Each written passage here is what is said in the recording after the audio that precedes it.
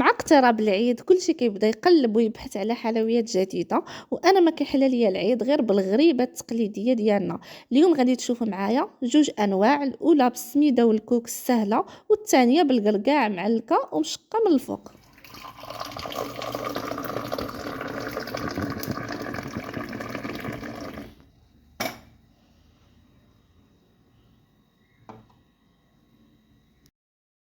وما كتحلى لينا غريبه المعلكه غير بكويس اتاي المغربي اللي على حقه وطريقه.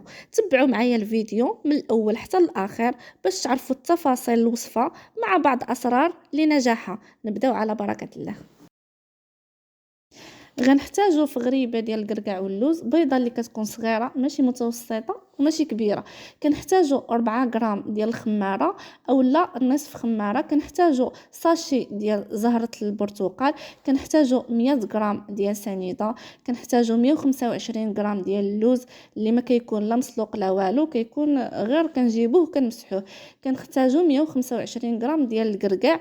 ممكن ديروا اللوز وممكن ديروا 250 غرام كامله ديال الكركاع، يعني كيبقى لكم حريه الاختيار. هذه غريبه كتجمع ما بين الكركاع وما بين اللوز.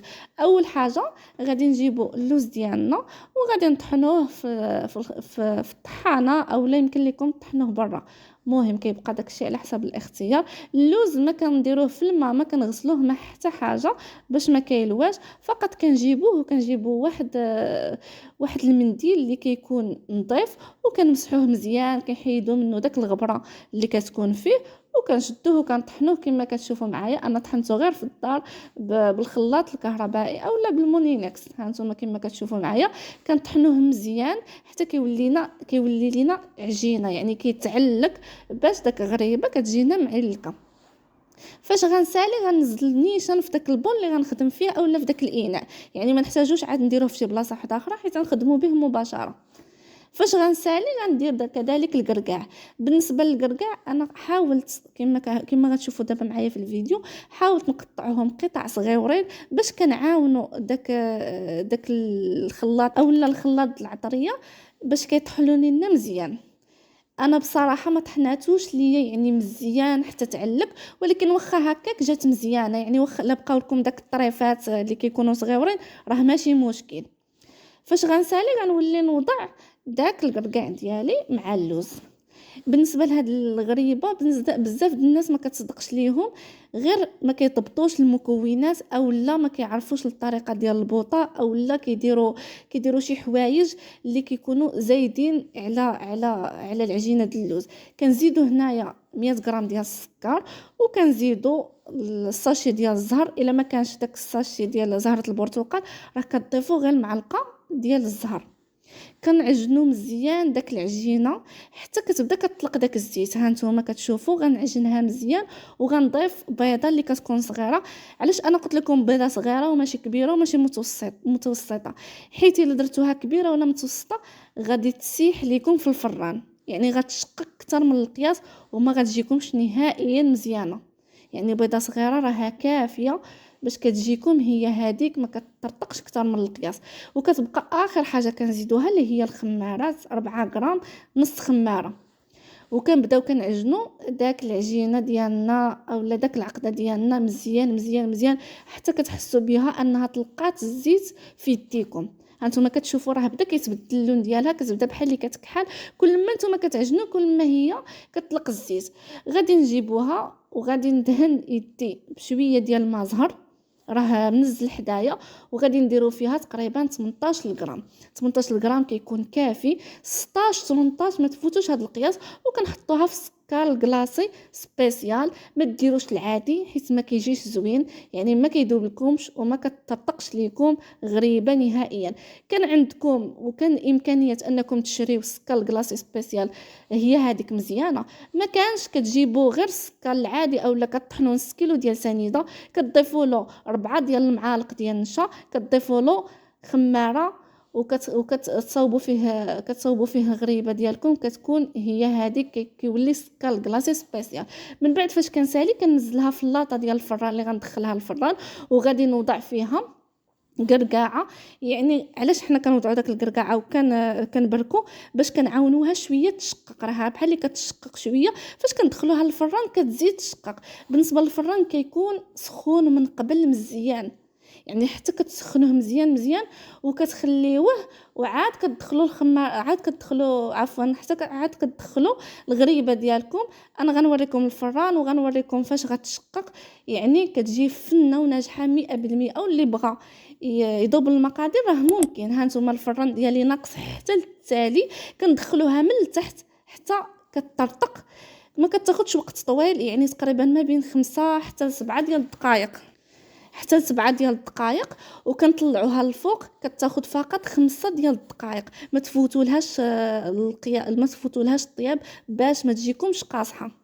ندوزو الغريبه الثانيه. كنحتاجو كاس وربع ديال سنيده، العبار بكاس ديال العند، اولا كنحتاجو رابعه ديال السميده رقيقه ديال الحرشه، رابعه ديال الكوك اللي كيكون نوعيه جيده، كاس الا ربع ديال الزيت. كنحتاجو خماره، كنحتاجو قبصه ملح فاني، ونكهه ديال الحامض الا ما موجوداش كتكتفيو بالحامض، غير بالقشره ديال الحامض، وثلاثه د البيضات. كنجيبو الاناء ديالنا كنوضعو فيه داك البيضات، وكنزيدو سنيده. يعني النواشف غنخليوهم هما التاليين، غنخدموا غير الحويجات اللي سائلين. غنزيدو سنيده، غادي نزيدو موراها قبصه ديال الملح. ما ديروش بزاف د الملحه، تقريبا غير واحد الراس معلقه، ماشي بزاف، غير باش كنعادلو الذوق وصافي. مباشره فاش غنزيد فاني، وغادي نزيد موراها النكهه ديال الحامض، اولا كما قلت لكم قشره ديال الحامض كتكون حتى هي قاضيه الغرض ومزيانه. مباشره فاش غنسالي غنجيب الخلاط اليدوي وغنبدا كنخلط داك المكونات مع بعضهم الى حتى كتذوب لينا داك سنيده مع داك البيض. هاد الخطوه مهمه باش تنجح معكم غريبه ديالكم. احترموا الخطوات واحترموا كذلك المقادير. كنضيف دابا الزيت دقه وحده، ماشي غير شويه بشويه، وكنكمل التخلاط ديالي كما كتشوفوا معايا. هاد الغريبه راها سهله وكتجي فنه، كتجي عرفتي راه كتجي مشقه وفي نفس الوقت كتجي هشيشه من الداخل. دابا غنزيد الكوك ديالي.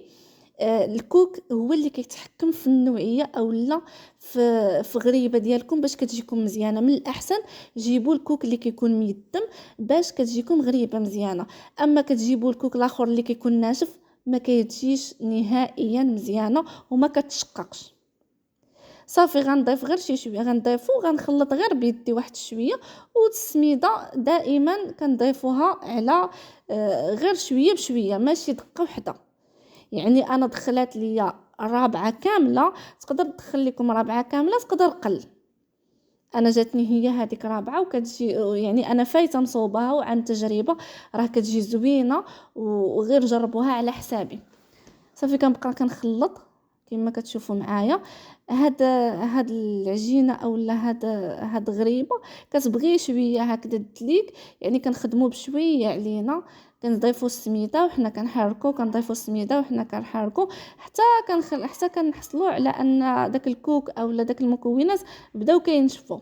وفوق هذا الشيء يعني راه غنخليوها، هانتوما غتشوفوا معايا، راه غنخليوها واحد الوقت باش ترتاح.